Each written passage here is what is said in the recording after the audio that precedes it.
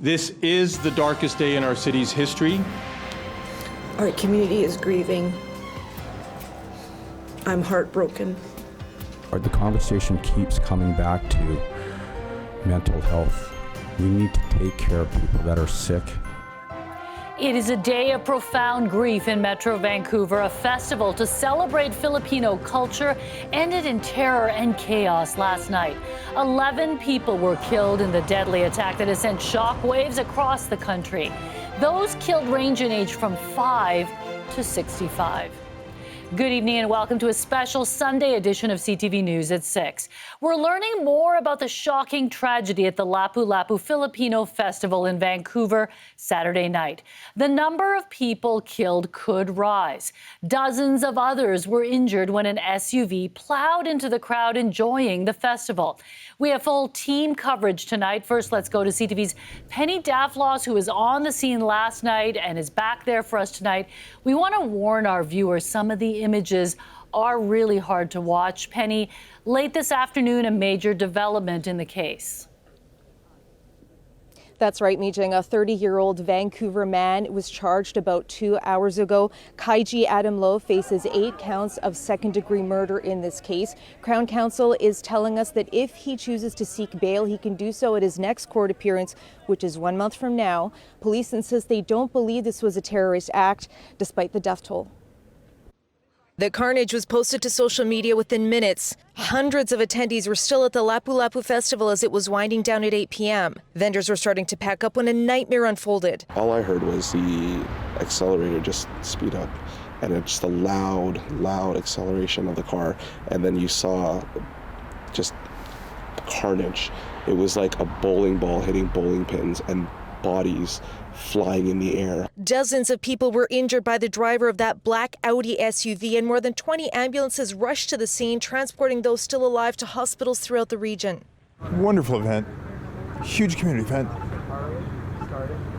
and to have it end in tragedy like this, it won't break us or the community, but it's horrible. Vancouver police now say 11 are confirmed dead. The oldest was 65, the youngest just 5 years old. This is the darkest day in our city's history. The number of dead could rise in the coming days or weeks. In full daylight, a complex investigation is now unfolding. VPD don't believe this was a case of terrorism and say the 30-year-old suspect is no stranger to them. The person we have in custody does have a significant history of interactions with police and healthcare professionals related to mental health.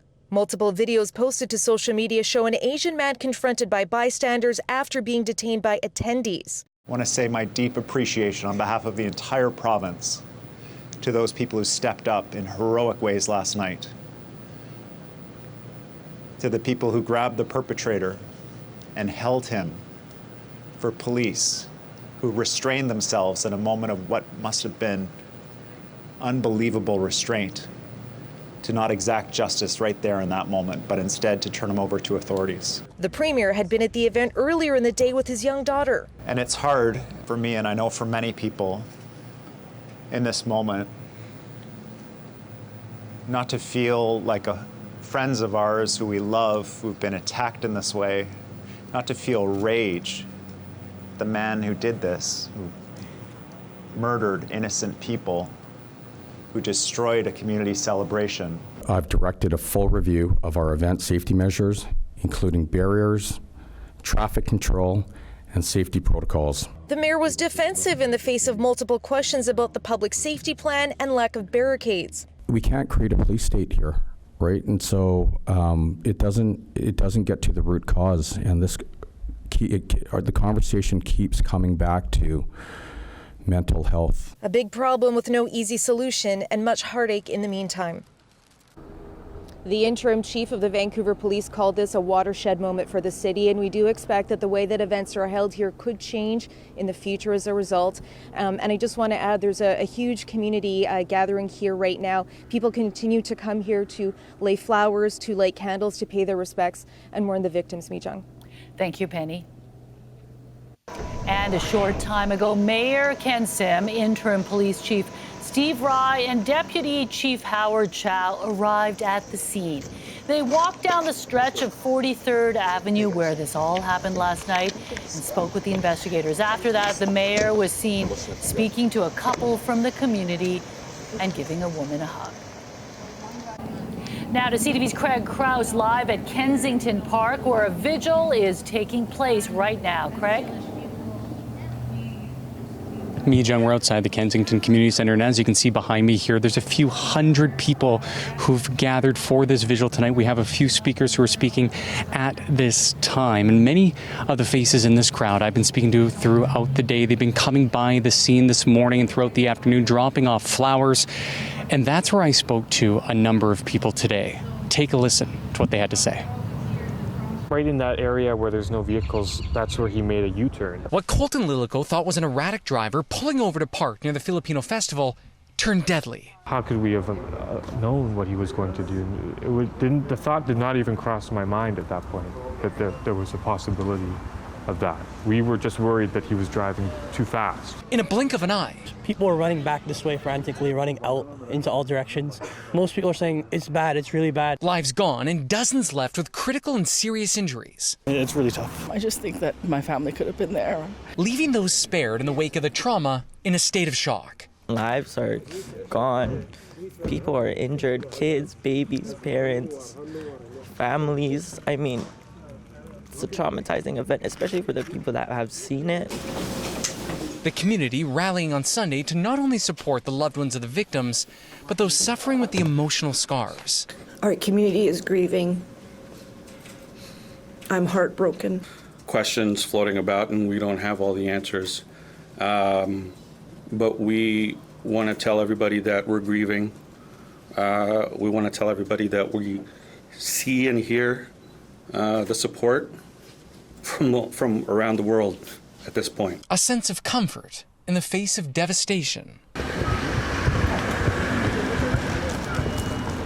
And as for 14-year-old Benedict Gabat, before laying flowers near the edge of the police tape, he said a prayer for the community. I prayed that,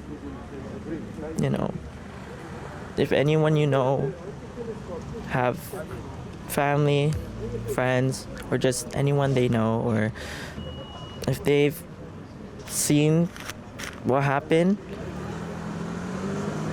tell them to never be afraid to reach out to someone, to reach out for help, because this is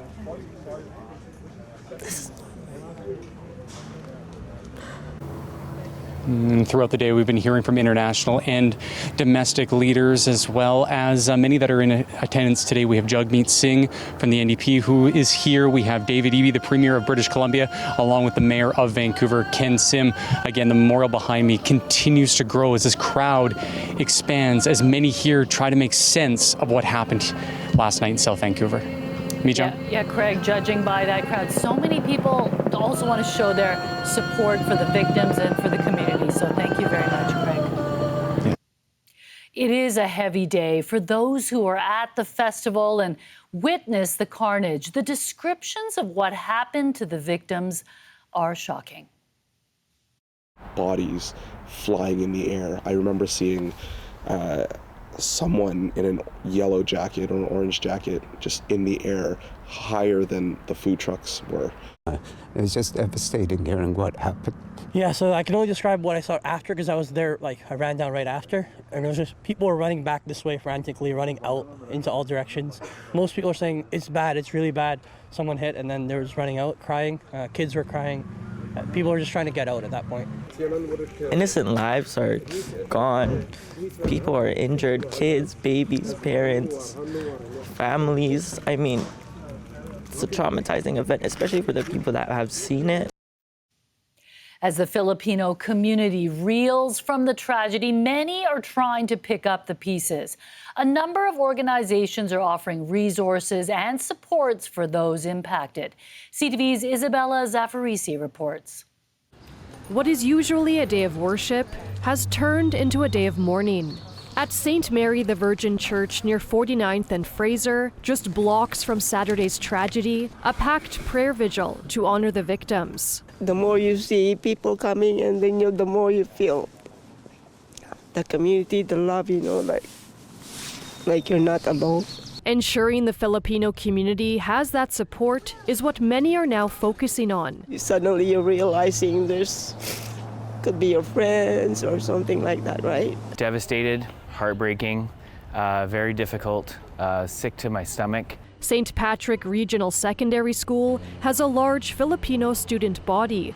Many attended the Lapu-Lapu Festival. We do know that people were there from our community, students as well, that saw stuff, and very, very tragic and very difficult. Counselors will be available through the week. St. Pat's is hugely community oriented, family, and we're doing everything we can to support everybody here. Vancouver Coastal Health issued a code orange for the mass casualty. Patients were transported to numerous hospitals throughout the Lower Mainland, signaling a need for blood donation. Canadian Blood Services says it's moved that most appointments in Vancouver are already filled for the week. We are still processing this. I don't think any of us have made sense of what has happened last night and the amount of loss that our community is continuing to feel. Counselors are stepping up, offering pro bono sessions. Trauma and grieving comes in waves, and it's not going to happen all in 1 week. So we just want to make sure that once you access our services, you are always able to access our services. The city has opened a 24-hour crisis response hub at the Douglas Park Community Centre. Vancouver police officers and victim services professionals have been deployed to help anyone who has not been able to contact a loved one. While the province is encouraging people to call its crisis lines. Filipinos are very resilient people. That strength immortalized through the community's faith, helping it reckon with the tragedy many are still trying to make sense of. Isabella Zavarisi, CTV News, Vancouver. Along with heartbreak, there are questions tonight about whether this ramming attack could have been prevented. Police say they did a risk assessment and decided they didn't need heavy vehicle barricades at the festival. Now, Vancouver's mayor is ordering a full review of security protocols around public events. CTV's Shannon Patterson has that story. This fence at the corner of Fraser and 41st has become a makeshift memorial to lay flowers, to gather, and to grieve. I think a lot of us are at a loss of what to do. It was very shocking on me. It's really tragic. It's really, I don't have any words. It is hard to make sense of something so senseless, and I know there are questions about whether this tragedy could have been prevented. The city and Vancouver Police conducted a risk assessment prior to the Lapu-Lapu Festival, which was primarily held on the grounds of John Oliver Secondary School. The only public roadway that required partial closure was on a minor street behind the high school. And this area was designated for food trucks. And there were no known threats to the event or to the Filipino community. So there were no dedicated police officers or heavy equipment barricades at the festival site.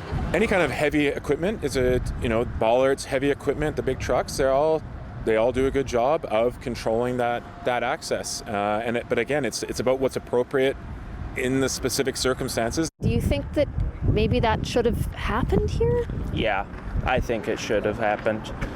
Absolutely. I think that when you see the pictures of how many people were on the road, where the food trucks were. Heavy vehicle barricades were deployed for the Taylor Swift concerts in December, and they're used at the annual Vancouver Vaisakhi parade. When I went to Vaisakhi, they had trucks blocking the roads.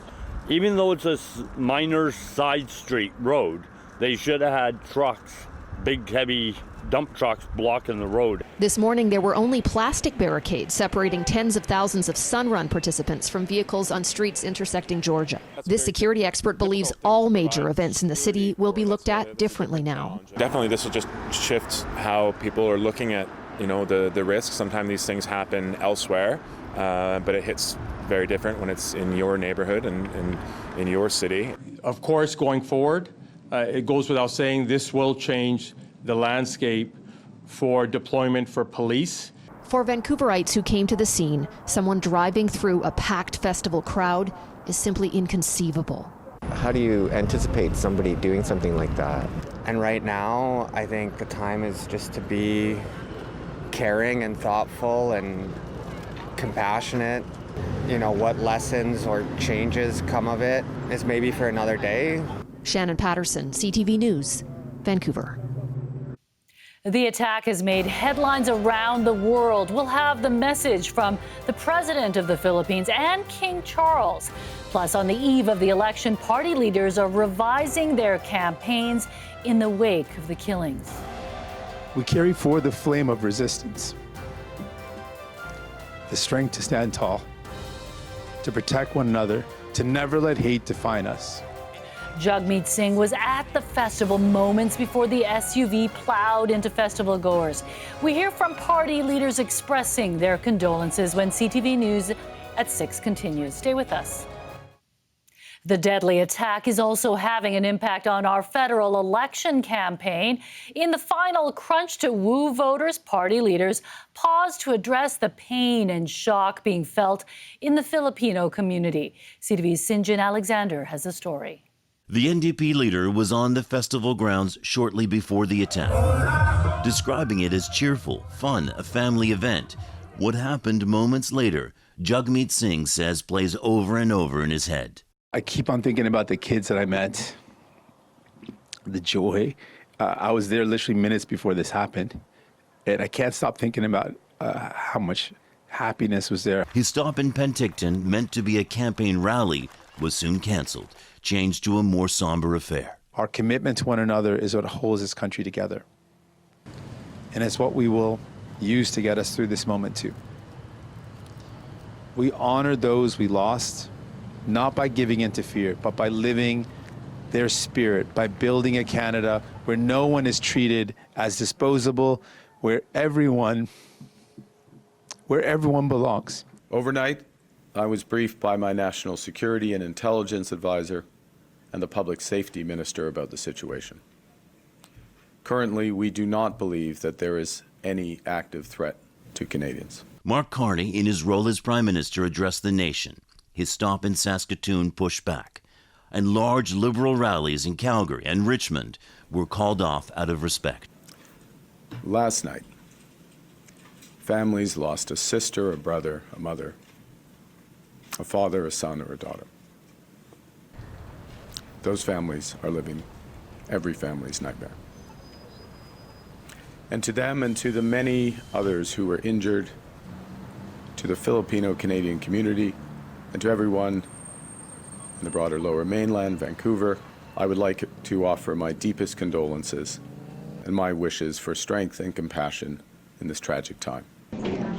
The Conservative leader made an unscheduled stop at a church with ties to the Filipino community. Anna and I just wanted you all to know that our hearts are with you today. Later, Pierre Poilievre continued his campaign largely as scheduled, while pausing to remember the victims. We have to take a moment to acknowledge the horrendous attack that was carried out against our wonderful Filipino community in British Columbia very late last night.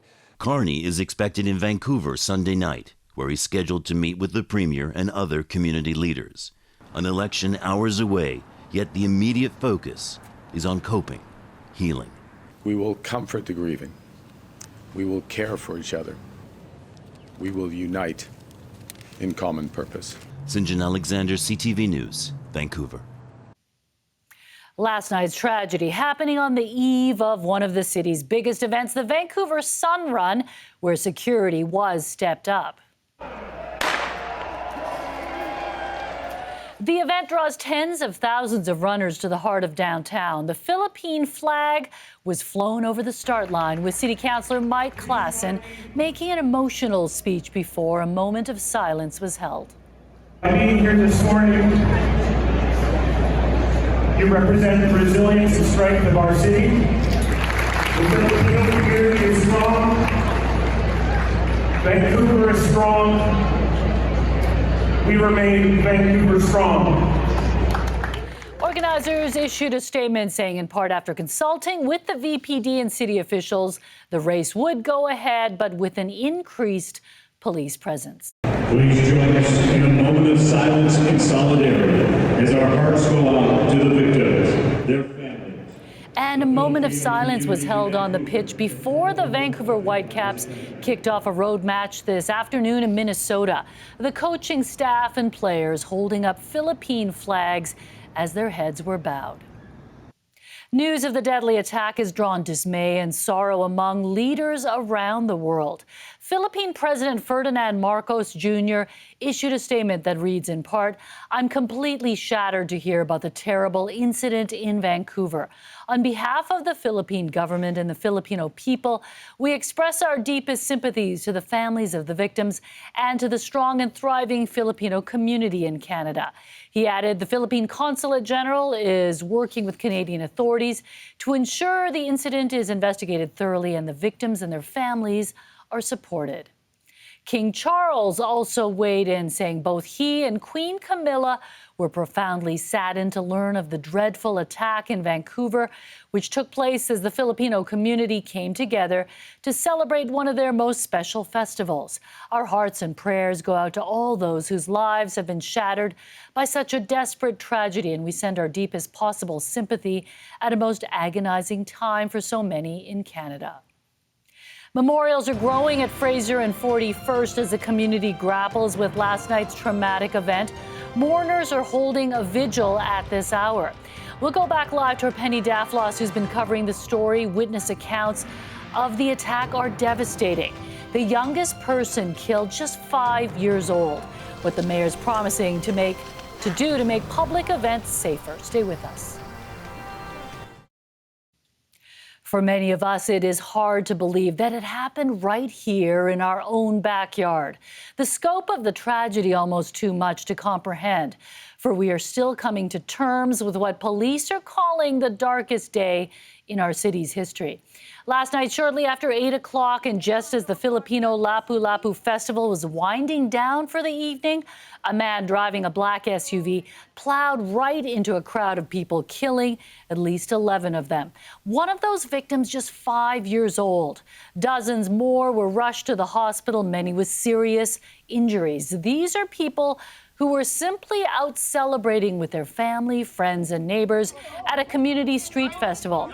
Now, the 30-year-old suspect is in police custody and has been charged with 8 counts of second-degree murder. Police say he has a significant history of mental health issues and are confident this was not an act of terrorism. Vancouver Mayor Ken Sim says he has directed a full review into the safety of public events. Right now, the community's really hurting. The city's really hurting. And I just want to let them know this whole team here is completely committed to not just making events safer, but our city safer. Right now, our prime concern is compassion and getting some answers for the families and getting this individual through the criminal justice system. The VPD says they did a joint risk assessment alongside the City of Vancouver before the event and decided that police and heavy vehicle barricades were not warranted. They say police were present last night, but the family-friendly nature of the event was such that police and city officials didn't want to cage people in.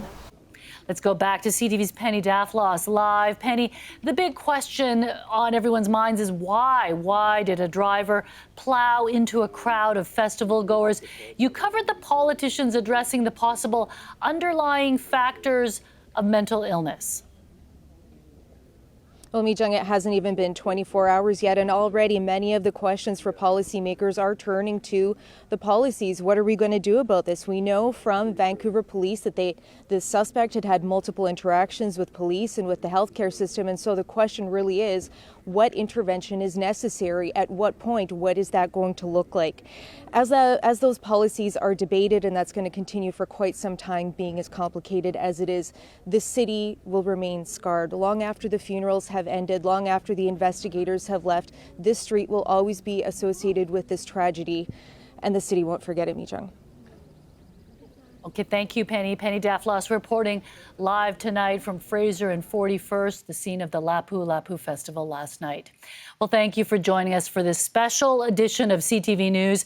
We'll be updating this story as it develops online at ctvnewsvancouver.ca. And join us for the latest tomorrow on CTV Morning Live, beginning at 6 a.m. From all of us here at CTV, I'd like to extend our condolences to the victims of this tragedy. Good night.